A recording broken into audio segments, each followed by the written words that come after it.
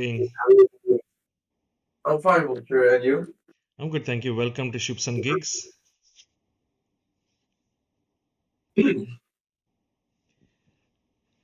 I started playing this game just during COVID.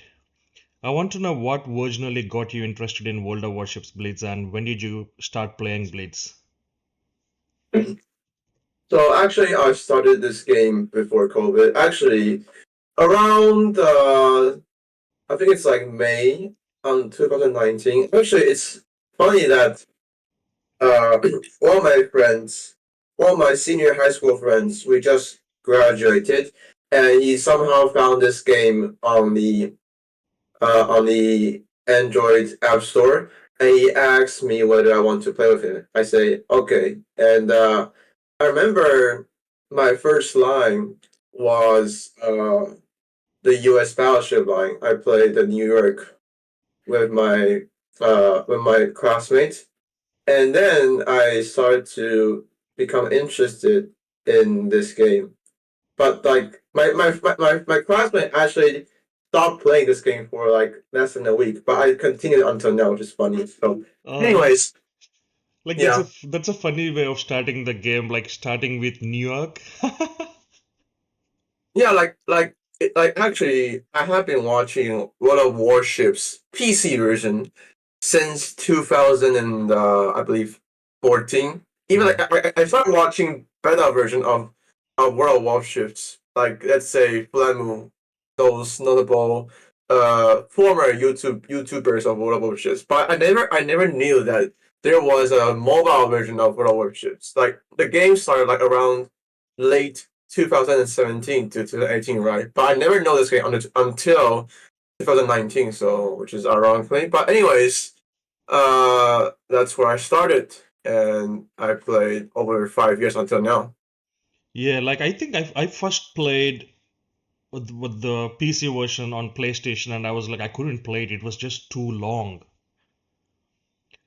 Yeah, I think that's why I like Blitz more because like a normal PC game takes around at least 20 minutes, and it requires a lot of requirement setups on your PC. So like I don't have that much time to play. Like I mean, I don't want to play a game for over 20 minutes, which is a bit Yeah. tiring.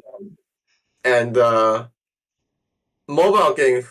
mobile game allows me to like play the game much more often in scrappy times. Let's say on commute, or let's say waiting for a meal, for example. That's true. Like you've been playing for many years. Like how has the game evolved? How has the game evolved from when you first started playing, and what are some of the most notable changes you've seen in the game? I'd say the UI definitely evolved a lot. Like they did many works on the UI changes. Like I remember the old UI was red and green, and now they like at the first they changed to blue and red. But like I still think red and green is the better comparison color in the game. But I think the UI now, like especially the icons are much bigger for us to hit. Like in back in the day, the icon quality was bad, and sometimes I cannot fetch the correct skill because the button was too small. Yeah, But now it more clearly to uh to select the skills you want to use in the battle, and also uh I have no idea when they allow emulator into the game, but I think the usage of emulator on PC allows me to react more fast because I no longer need to like let's say I'm playing a destroyer, and I have like what four skills to use, and in a battle I need to use my skills while shooting, right. So like if I'm using my phone, I have to press very fast in order to do that. But like in PC, I can just like let's say I can only need to use my mouse to shoot, while my keyboard can control like what forward, turn, and radar, heals, all at the same time. that's so I true, think man. the emulator is very good. But I mean, the updates wise, there's too many updates to be honest. But like, there are several notable updates. I think changes the gameplay of the community. Like, for example, the CV spotting is a very big change because now you cannot just simply uh like still the bombers are still annoying, like it's still click and hit, but like the spotting mechanism change makes the players need to be wiser when they try to fly over a bubble or try to spot someone, because like in the past even you're against a AADD or a cruiser, because you spot them early on, you can avoid losing planes while spotting them. But like now, you'll need to be more careful when spotting, because by the time you spot them, uh, you might already be in the air bubble and you're kind of fucked. Yeah, like So I think you're yeah. so right on that. The CV spotting has kind of made the game better a bit, but still it's lacking, but it's definitely made it better. Yeah, also about the negative impact, like this is a positive impact definitely on the community, but the negative impact is like, I would say we have a time when we have logging issues, and that's not kind of update, but like, that causes many people to lost their patience and interest in this game because they kept getting kicked out of the game, Yeah. which is not good for already shrinking player base. And also, it's not like I won't focus on update because like I think they're already trying their best to balancing the game, but like I feel like they're less fun to play events. Like if you remember, I don't know if you still remember, like back in the days, we got like free 100 wins and you can get free.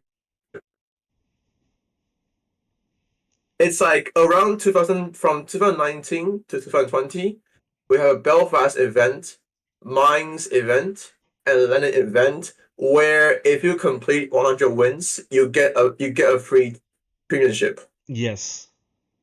Like back in the days, because everyone wants to get that free ship, because at that time premiumship there's no shipyard and premiumship were still rare, so everyone tried their best to get 100 wins within the period. So we will see like what tier fives full of Julius Caesar, and tier six for like what Fuso like try hard. Just in low tier, it's so funny because everyone know that it's hard to farm in high tiers, so they went to tier five, they went to tier six, even tier fours, which is Yes. funny. Like it's interesting, but nowadays it's just full of crates and with like what 0.0% no chance of getting the premiumship, and like even if there's a free to play event, the rewards are usually trash. Like I don't even bother to get a tier five premium just for 100 wins. Like what's the meaning of that? Like I'm glad you mentioned that because last year we had an event where Belfast 43 was in reward 3 and I had to win 400 battles to get that. Yeah, exactly. Like Belfast tier seven and Belfast 43 tier eight was like one tier apart, and nowadays it's like plus 300 games more. Like like why should someone play over 400 games just to get a tier eight premium? That's so true, bro. Like like recent like today, like we did you see the Transformers event? No, I can log in right now, but like I heard of it. Bro, so it's a reward tree, so there is no 100 wins challenge. It's Mm-hmm. daily challenges. You get 2000 tokens daily, and there's three reward trees. One reward tree is like 45k to get the keys. Second one is Mm-hmm. 50. Second one is 50k. The third one is 76k tokens. Oh my god, yeah. Like I understand they're trying to profit, but like you need to introduce new players before you try to profit someone. Like you're not gonna profit anyone when the player base is shrinking fast. Like sure, those uh those pay to win guys are still there, but when the entire player base is like we won't like let's be honest. Like only maybe like let's say 40% of the player base are pay to win, but not but like the most majority of players like me, we are fun to play. That's so So true. yeah, I'm checking the tree right now. Like this is a bit Are you checking the yeah event? yeah. Yeah. I mean, Like I'm lost. When I first saw the event, I'm like, what the hell is this? the key looks like I'm seeing a lot of keys, so like it's not bad at least. Like, but it's expensive, I would It's say. expensive. Like per each key, you need 3,000 tokens. Yeah, and what keys do I give? Well, let's say collection event create. Yeah, well, let me check the daily. Oh I think it's Jesus! fight 4 battles, win 3 battles, destroy 20 ships. I'm checking right now. Yeah, what the watch? Got so many challenges. Okay, on daily challenge. Five battles for what? Five battles to get only 500 tokens. Okay, win 3 battles. Okay, I don't understand. Destroy 20 enemy ships. You give me only 1K. Yep, What? yep. Like who bothers that? Like I seriously. I mean 1 and 2 is easy. Definitely like 8 games you can like 8 games anchor you definitely win. But like 20 enemy ships 1K. I don't understand. Like I'm not blaming a working department or like NetEase because like this game is run by both NetEase and Wargaming, but like I kind of feel like they're losing their value on the equivalent of players' efforts. Like 20 kills is definitely not that easy. No, it's not easy Like at all. let's say you get 2 kills per game, you gotta play 10 games, Mm-hmm. which is equivalent to an hour, and that's not funny. And they're giving 1,000 tokens for that. And okay, so like daily, like okay, you see this. So I can get 2K for over 20 for like 15 games, and then what? I can get zero. I can get nothing. Mm-hmm. Like I can't even afford a key. Like what is this? Bro, I can't even I can't like even afford a key. I just played 5 battles and I got 2 kills. I can't even afford a key. What's the meaning of daily rewards? I know. What? Like like dude, I now realize it's so ridiculous. You It can't is even bad. you can't even open a key It is very bad. for a daily. Yeah, it's actually bad. Like I understand Maddie just came up, but like I don't understand what's this. And the crates are also for pay to win because the ships you have in the crates are tier 10 and tier 9. ARP event is at least good because there's tier 5 ships and stuff. Yeah. Yeah, like, oh man. I think I don't even bother to be honest. Like Oh the no. token like like dude token Honestly don't care yeah. about this one. I mean I mean I'm grinding the bungo line, but I'm not gonna play because of this event. Ah, this is just crazy event. Like Yeah. since I first started playing the game, there were so many memorable moments for me, but I have to say one of the most memorable moment was playing in Ruler of the Waves for the first time and teaming up with my players and playing in skirmish and all those moments. Do you have any personal highlights or memorable moments in the game? Yeah, there's a lot, but like I think I received most of my achievements during the COVID around 2020 2022, and I got my first top 100. Ooh. Actually, I haven't changed my portrait since my second top 100, because I think the top one my first top 100 portrait was like not that handsome, and this portrait I'm using, I think it's more fit to me, and I use it since 2021 until now. I never changed it. So yeah, getting my first top 100 is good. Back in the Excellent. days, back in the days where people are very competitive on Asia. Like you're gonna see every single tier 10 Haku Oh yeah. did. Yeah, without without Smalland, without Holland. It's funny. Like we're playing against Daring, Young, and Montana Yamato. I definitely enjoyed the Yeah. game 2 years ago more than now. What? I definitely enjoyed the game when I first started playing 2 years ago more than now. Yeah, Yeah. because there's too many unbalanced ships right now, so different. So like, yeah, top 100 then followed by ranked. I never got naval ruler, which is sad, but like I got naval what's that called? Naval ace and naval leader, which is top 20 and top 10 in many times. But like, yeah, it's also very competitive back in the days in ranked. Like you gotta you gotta pray for a good matchmaking every time. And every game is every game is so tense because a single blow can deduct your rank point, even though you're like you're like losing MVP. Yeah. Like in survey, even if you try so hard and get Battlestar in your team, but if you lose, it's a minimum minus 87 points Yep. rank point.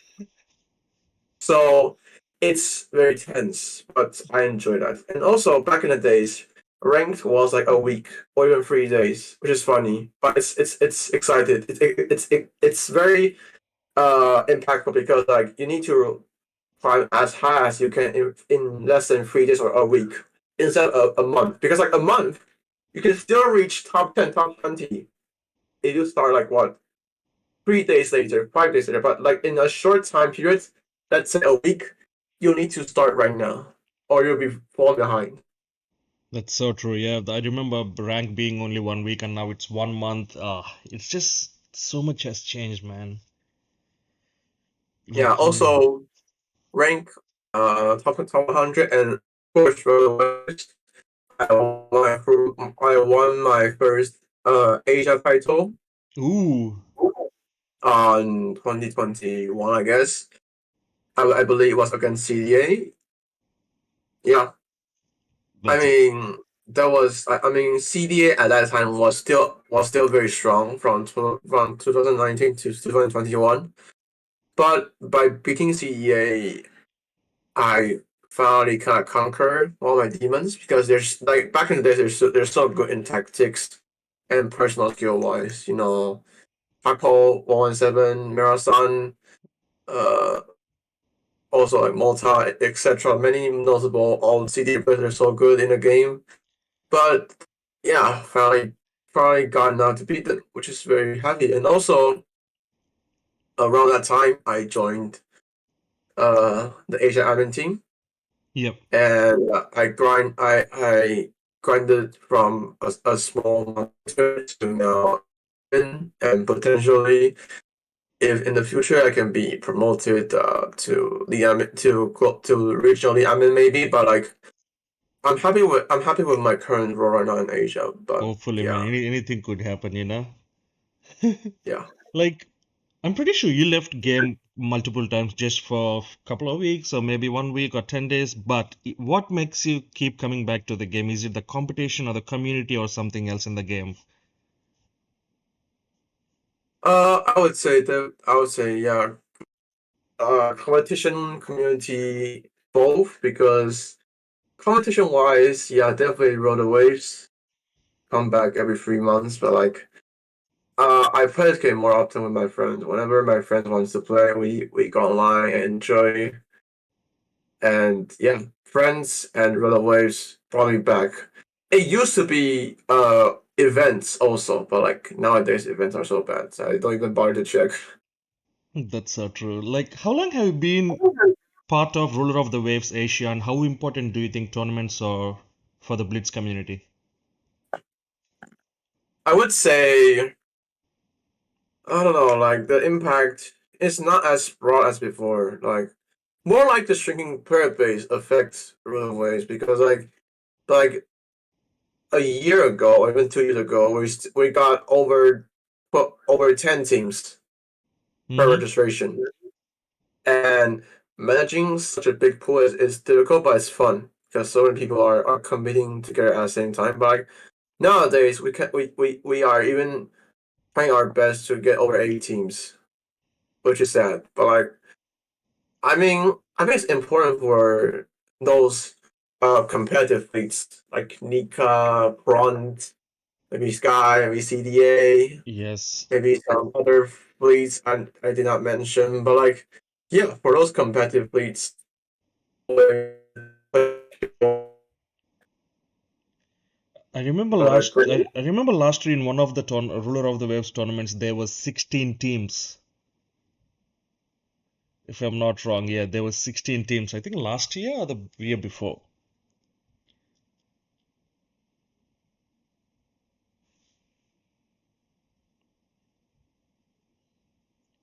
You there?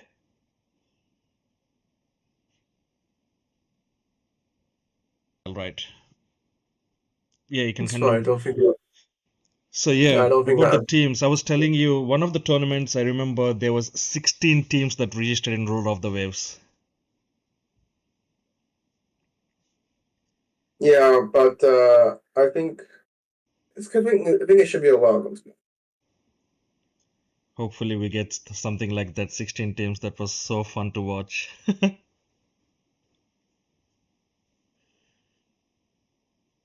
Uh, Yeah. so like imagine if new players wants to participate in the tournaments. Like what do you say, what suggestions would you give them to prepare for the tournaments? I mean, definitely. First of all, if you want to play this tournament, you definitely need to understand the rules and the kind of the concept on this tournament because like many new players, they kind of or new players or new teams, they kind of get lost when checking. Like, let's say they don't know where the opponent is or which map they're using or the ship rules or uh where to submit their battle results. But like we face these kind of issues, and we always held pre meetings before the tournament, and also will set up proper channels for them to submit submit battle results, and we even have a tournament website if you knew that.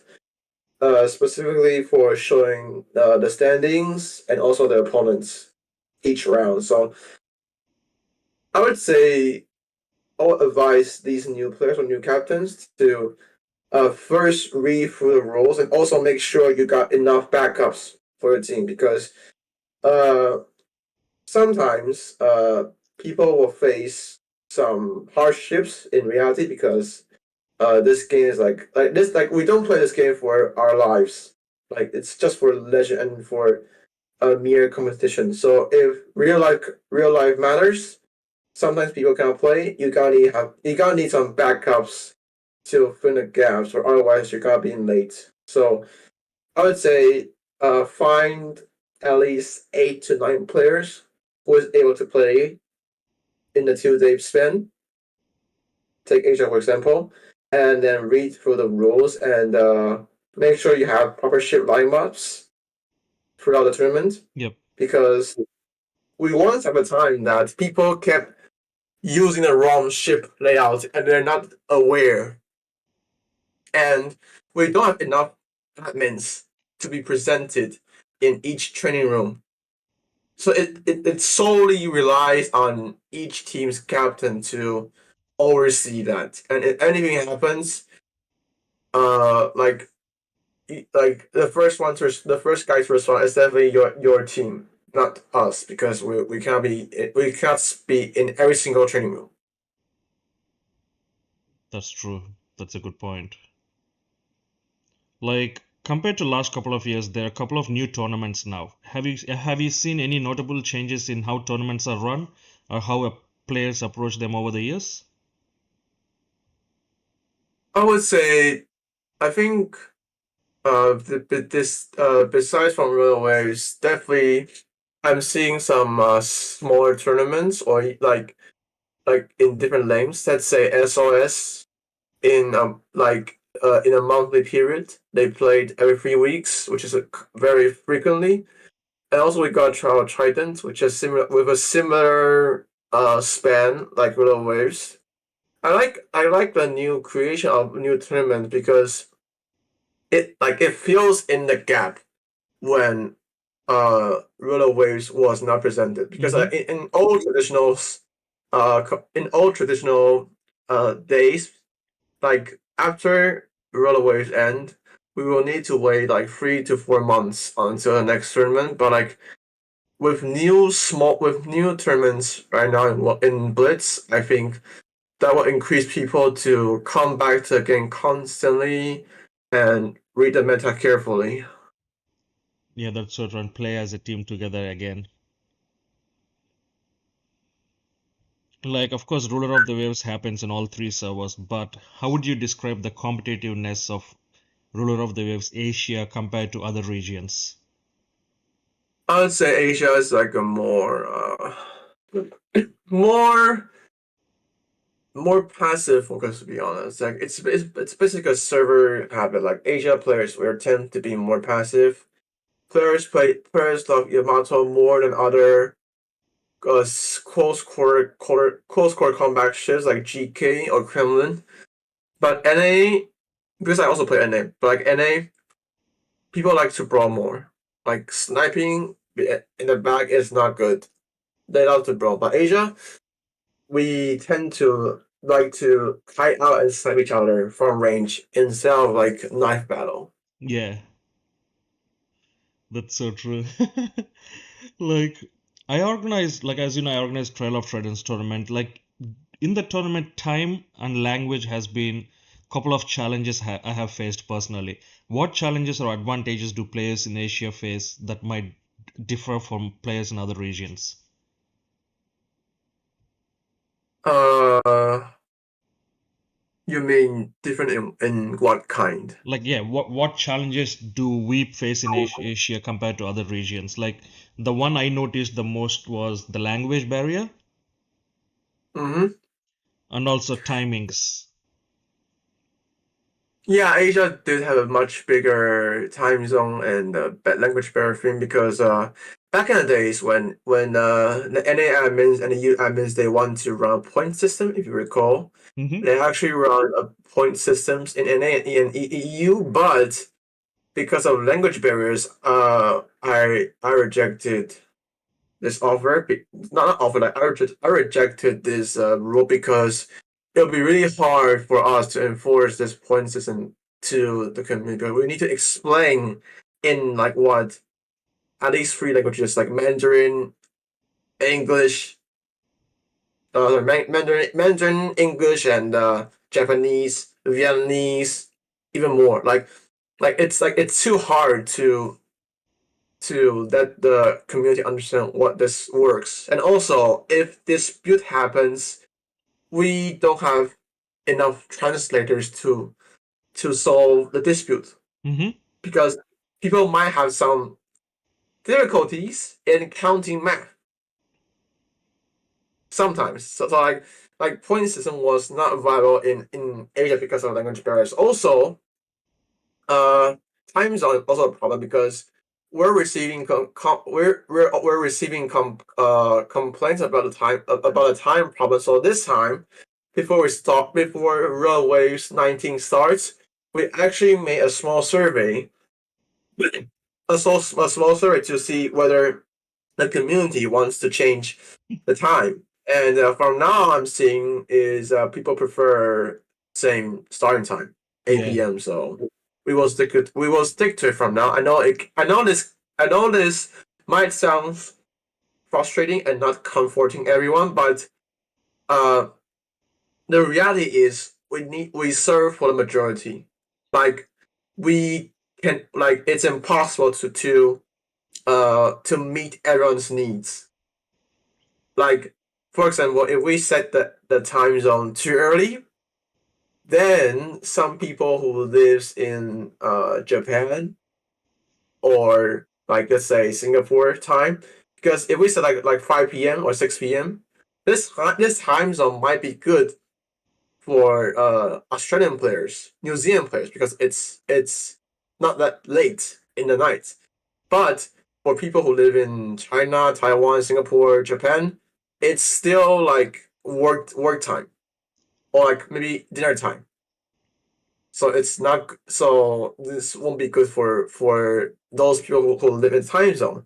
And if we set the starting time too late, let's say uh 10 p.m. Yeah, start time.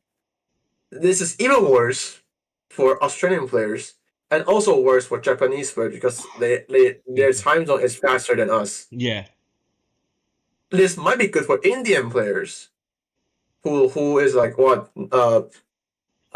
slower 2 to 3 hours than us. But like basically like it's impossible to meet all players' needs. But from that recent right now, at least we know 8 p.m. is the best we can got for the past few railways in Asia. exactly. It's so hard to satisfy everyone. And if the community wants us to change the time zone, then and we will definitely sell a survey every time before the tournament. But if the survey outcome is that the majority wants uh, the time to be set in 8 p.m. still, then uh, I'm afraid that those minorities need to accept that and adapt to the time zone. That's so So true. also the difficulties are language barriers and also time zones. Yeah, also, this is the big topic I wanted to ask you. Like, there was so much noise after last roll of the waves. I'm not going into all the details, but how do you guys personally handle backlash related to the tournament, and what message would you like to share with the community regarding the recent events? Okay, so yeah, I would like to explain this head on because these things happen. But yeah, so first of all, the recent dispute was a string snipe. It was related to PM, and we because like for every streamers like for like Vulture for you, Yeah, Remu, Ren, and Oni, we always uh we will always have a like a mind of thought that you guys already know how to stream, but otherwise you won't be asking to stream the tournament, right? But we didn't realize that we did not do a pre-check before PN stream because we think that every streamer knows what they're doing, like you, like Gremu, like Oni. But somehow PN was new to the stream and he forgot to set up stream delays, which is a very horrifying outcome. And the aftermath, of course, was people complained that they might be stream sniped during the bracket stage or during the elimination stage. So for that, uh, I had we have an internal meeting and PN already said that he won't be accepting. He will give up his admin price and streamer price because of this. And we did not force him, but he knew what he had made the mistake, so he gave up all of his prizes. And I know it's not kind of like a compensation that the community wants to see, but like at least he knows what he had made. yeah, And 100%. Yeah, it's understandable. Like, you can't expect someone to do something 100% perfect if we haven't done it before. yeah, so because of this, next time we will check stream delays on every streamer beforehand. But yeah, I think to be honest, we will just yeah, do pre-checks before streaming. That's obviously a better move. And also, moving on to even previous events, which is account sharing. Uh, I know the Japanese community had a beef Mm-hmm. with Nika, and I understand that. Like, I have no prejudice towards any play, but if you cause problems in my tournaments, then you are having problems with me. 100%. Okay, so about account sharing, I received a whistleblower. I will not say his identity, of Of course. course. And he told me that uh, the Nika players, sorry, the Nika teams players, they are actively share account sharing in Twitter, which is a common social platform for Japanese players to use. Yep. And he showed me the evidence, and I had to report it to my team, and also even higher admin groups, so, which is Kaboom, Doggo, and Littorio, and us, like our higher admin team. And we Mm. actually we we went through this for over 2 weeks. It's not like we receive the evidence and say, "Oh, okay, so I saw the evidence. He accounts shares, so we just punish him." No, like we had to open like several secret meetings with me and the whistleblower and the higher admins over and over again in Japanese and English. Wow. Like it's not like we want to punish people like that easily. We can, but we don't want to do this because we want to make sure the evidence was secured, and like the evidence is not fabricated, because every single punishment we make is a heavy blow towards any team. That's So like insane, man. we Like, had to win. I'm Uh, so glad you mentioned about discussion and having a group discussion with other admins because people think we take decisions in the tournament just by one person or two persons. No, you take decisions based on everyone opinion. mhm. Yeah, people don't understand that. They just think, oh, they didn't speak to anyone. Yeah, but here's the thing. Like I mean, I'm always good. I'm always willing to tell the community like how we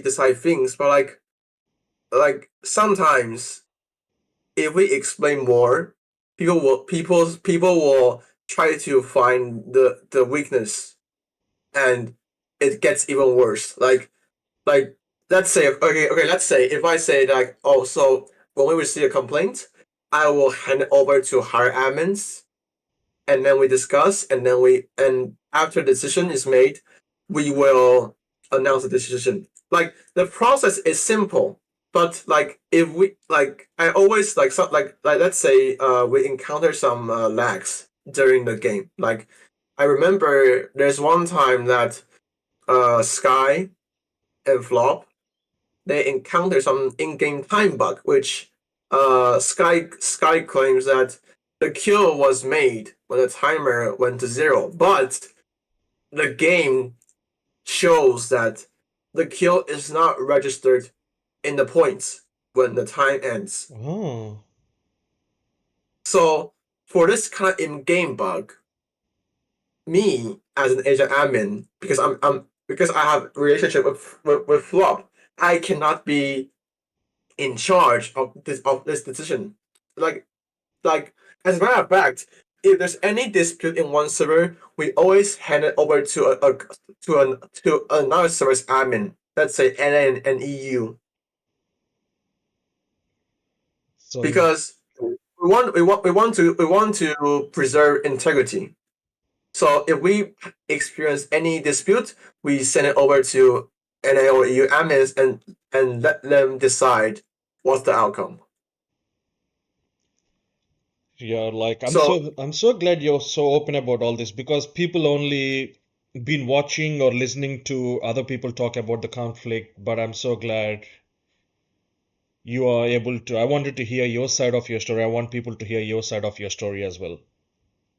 Yeah, because what people see is they are constantly waiting us to make a decision. But like, we can't just abruptly make a flash decision in less than 5 minutes or 10 minutes. We need to decide whether we continue or we do a rematch. Because like a rematch always will change the outcome. And if we're doing a rematch, we need to make sure the evidence is real enough to overthrow the current match.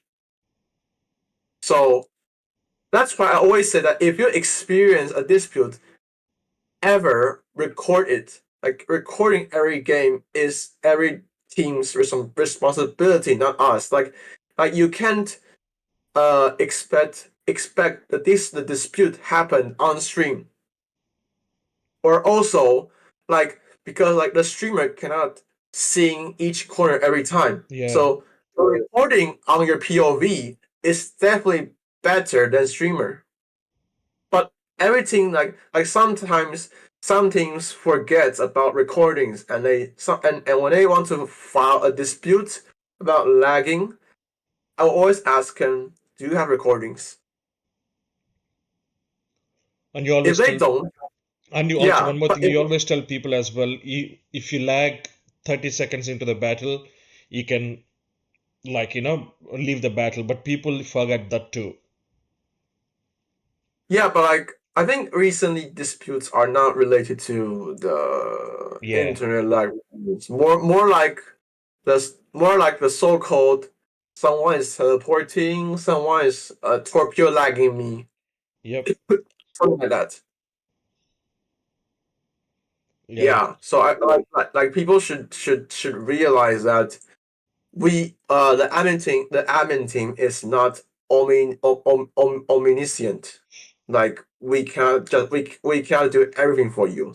There are some responsibilities is on the players, not us. But we will ensure that you guys get enough information. That's for sure. Mm-hmm. Like, man, yeah. Kudos to you guys for Ruler of the Waves is the biggest tournament in the game, and the love for the tournament is immense since that I've been seeing for the last 3 years. And you guys been doing a Yes. really good job, like handling the backlash and everything. You're just not like going out and pointing people or it's your fault or anything. You're taking responsibility and talking to admins as well, which is good. Yeah. That's the main thing. Like, we enter final question. I have this question. I want to know what your thoughts are. Like, what are your hopes or expectations for the future of the game? Well, there's actually actually this might be a lot to talk about because I just feel like wargaming they promote Waves once, but that's it in game. And I would want wargaming to show more love Can I, in this. sorry for interrupting, but I don't know whether to share this with you or not, but I'm gonna share. You will be invited into a server soon. I would say next week at some point. The server is for Uh, all the tournament admins and wargaming staff. So from now on, from next year, wargaming is starting to promote all the events on their social media platforms.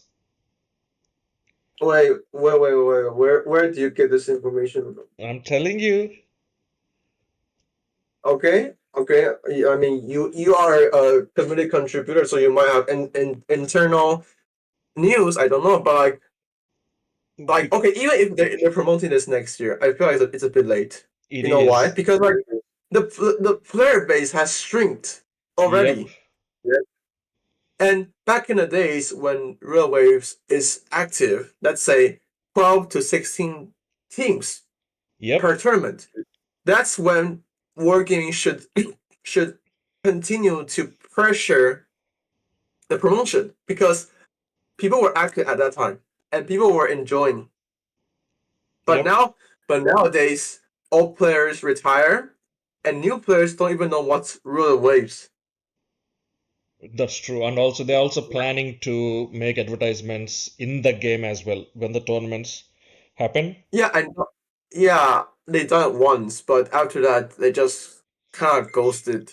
Yeah, it's like we have to chase them about everything. Like we don't want to do that. Like keep doing it. We will send you the dates and everything. Just keep advertising on your platforms. It's good for you, not just for us. Yeah, like I hope they're very serious about about this time because it's not the first time they told us that, oh, we're gonna promote Roller Waves in next week, in next month, but in the end it's just like it just ghosted us. Nothing Yeah, happened. I'm pretty sure someone will invite you next week to the server. So yeah.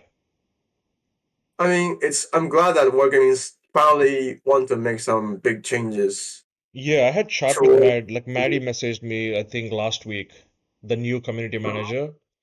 She's the one, she asked me, how do you think Wargaming should promote the events on the tournaments in game? What should we do? I just told her, like, you have all the social media and you can promote on the in the game as well. She's I like, would say yeah. yeah, in the game would be good.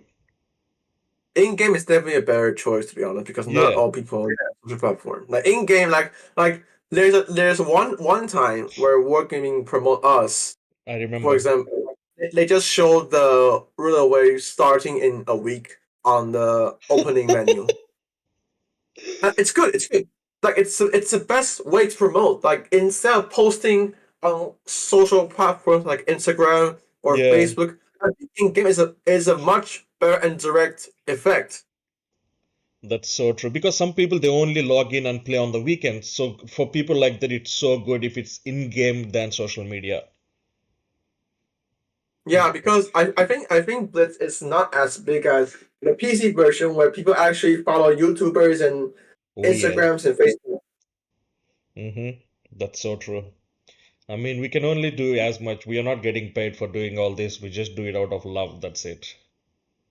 Yeah, I mean we're somehow getting paid. You know, premium ships is a equivalent of gold, but like about the price wise, I'm happy with the current player price right now because like you know the top teams like the MVP, they get a free tier 10, which is a very big Yeah, leap.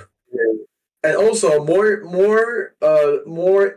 lower prices for top four and top five for fourth and fifth place, which I'm very happy about because like more prizes means like more chances for more teams. yeah. I will have to ask. Yeah, I'll have to ask Wargaming to give prizes for Trial of Tridents admins.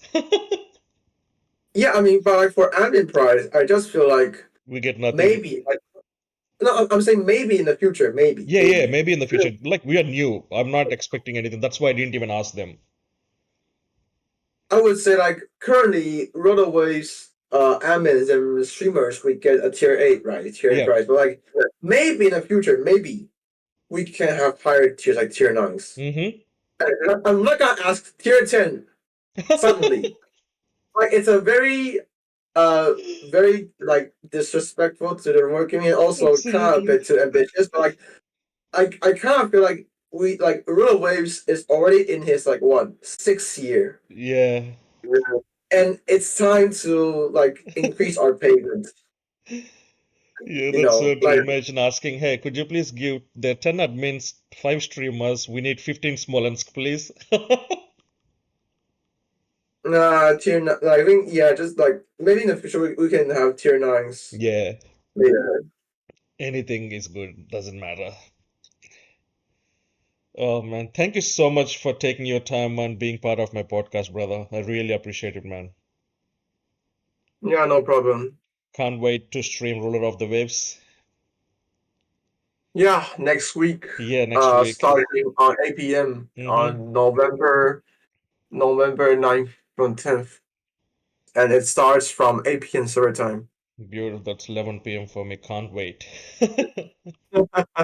Let's hope we don't encounter more delays. I Oh my mean, God, yes, I really hope. yeah, but it's solely relies on the players to not delay, to Yeah, not be luck. late. what I can we do. we have to we have to go on that day just thinking, okay, there will be at least 1 hour, 90 minutes delays. We have to prepare ourselves. Yeah. Yeah, thank you for the interview today. I appreciate that. Oh, absolutely. All right, so All we should do a mm, wrap up or yeah, yeah. All thank you so much, man. yeah, thank you, Vulture, for today's interview, and I'm looking forward for future interviews. Thank you so much. You too.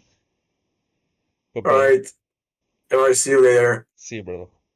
I hope you enjoyed that episode, guys. And I just want to say, make sure every one of you tune into Ruler of the Waves next weekend. On NA and EU server, it's on the 8th, 9th, and 10th, while on Asia server, it's on the 9th and 10th. Also, I have a surprise giveaway on my live stream during Ruler of the Waves tournament. So make sure you all tune into my live stream. Thanks for the support as always.